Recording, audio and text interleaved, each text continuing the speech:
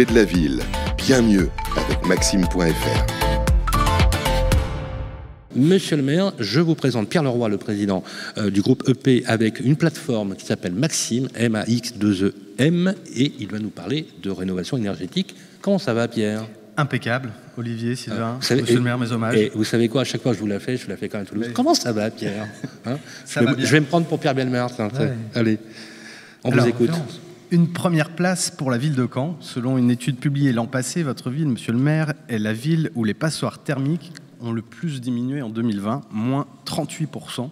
Des chiffres donc, et des lettres, celle de la performance énergétique, A, B, C, D, E, F, G. Et pourtant, le compte n'est pas totalement bon. Avec notre service data chez Maxime, eh bien, on a constaté que c'était une première place en trompe-l'œil. De toutes les villes dans lesquelles nous avons posé nos valises, c'est la première fois que la classe prédominante n'est pas le D. Le constat, disons-le tout de suite, c'est le même, qu'on se place sur le marché de la location ou sur celui de la vente. On arrive à près de 40% de biens classés en E, F, G, avec une dominante sur le E. Et on l'a dit, on l'a vu aussi dans le reportage diffusé un peu plus tôt dans l'émission, Caen ne s'est pas reconstruite en un jour. 38% des logements datent d'avant 1970 et 12% datent d'avant 1945 et peuvent être donc considérés comme énergivores. Voilà pour le constat inhérent à cette ville de plus de 105 000 habitants, 106 000, je corrige, j'ai entendu tout à l'heure, plus du double évidemment si l'on se place du point de vue de Caen-la-Mer. Alors c'est vrai, après la pluie, le beau temps, ça se lève, comme on dit ici, et il y a un véritable vivier de logements à rénover à Caen, même si notre équipe data chez Maxime a mis du temps à trouver la rénovation énergétique, c'est bon lapsus, il est très bien. Dans le PLH de la communauté d'agglomération de Caen-la-Mer, on a attendu la page 233 précisément, pour y trouver 4 axes principaux dans la stratégie. 1. Objectiver les travaux de rénovation énergétique, notamment pour les ménages en situation de précarité. Accompagner les ménages dans leurs travaux d'économie d'énergie, généraliser les préceptes de l'éco-construction pour les bâtiments et les équipements publics, et puis maîtriser et gérer l'énergie dans les procédés et les bâtiments industriels. Est-ce à dire que la responsabilité de la rénovation énergétique se retrouve sur les épaules du parc privé ? Non, évidemment.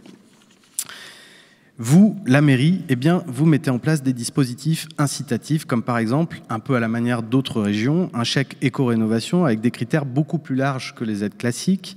Les montants alloués du chèque de Caen et de la région Normandie sont très conséquents, on monte jusqu'à 9 500 €. Et puis on peut également citer les dispositifs Habiter mieux, MaPrimeEnergie, certificat d'économie d'énergie bien sûr, ou encore les exonérations de taxes foncières proposées par la ville. À noter aussi que la ville de Caen a réduit en 6 ans de 80% sa consommation de fioul dans les bâtiments de la ville. Top ça. Ce qui est considérable.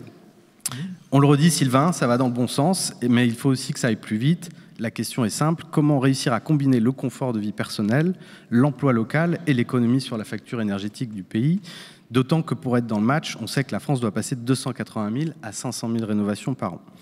Prenons l'exemple du parc privé dans une zone comme celle de Caen où il n'y a pas une forte tension sur le marché. La rénovation énergétique d'un bien aura un impact évident sur son prix de vente. Un cas d'école, disons 18 000 € de travaux dans une maison pour la faire passer d'une classe E à une classe C. On change les portes, les fenêtres, on refait l'isolation. Bref, le prix net vendeur à la suite des travaux monte à 230 000 €, soit un gain de 20 000 € sur la valeur du bien.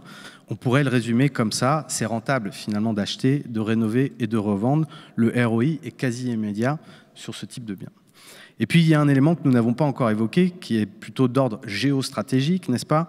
Idéalement placé entre Paris et la mer, à 2 heures de train, Caen a une carte évidente à jouer pour attirer de nouveaux habitants et surtout éviter d'en perdre. Un parc rénové permet l'opération séduction, surtout dans une période de crise frappée par une pandémie mondiale qui contraint les entreprises à recourir au travail à distance. Caen a désormais toutes les cartes en main. Intéressant. Oui, je ne peux qu'applaudir des deux mains. Oui.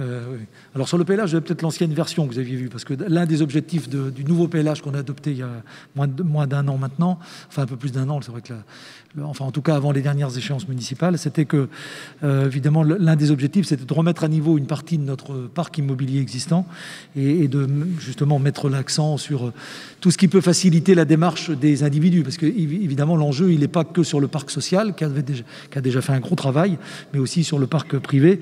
Et le parc privé, souvent, c'est aider les gens à y voir un peu plus clair dans différentes aides pour franchir le pas. Parce qu'effectivement, je prenais l'exemple tout à l'heure de certains appartements reconstruits dans les années 60 ou 70 ou même avant, qui sont souvent des appartements mal classés sur le plan énergétique et où, avec un minimum de travaux, on trouve une très bonne valorisation, ne serait-ce que parce qu'ils sont bien situés dans la ville. Merci beaucoup, monsieur le maire.